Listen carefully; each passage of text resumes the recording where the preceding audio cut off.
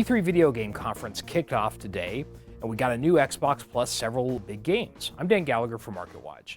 The E3 video game conference in Los Angeles got underway. It's a bigger conference this year because we're coming into a new console cycle with the Xbox One and the PlayStation 4 expected to launch this fall.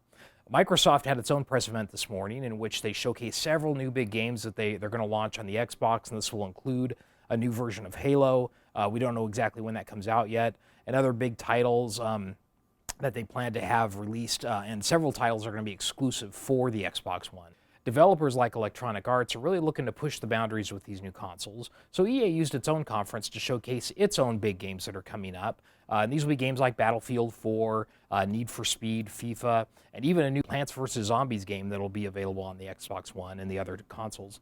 A partner company of EA called Respawn Entertainment showed off a game called Titanfall, which drew a lot of response because this is a studio that's been very closely watched. This game will probably come out sometime next year, but it looks like it's going to really push the technological envelope of what games have so far. The most interesting news today, though, came out when Microsoft said they were going to sell the Xbox for almost $500 when they launch it this November. Game stocks like EA and Activision and Take-Two all came down this afternoon.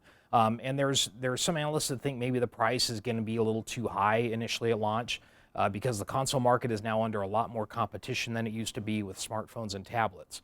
Sony's going to have its own event tonight to show off the PlayStation 4, and we'll get more ideas on when they plan to launch that and possibly the price. So it'll be interesting to see how they plan to release that product into the market.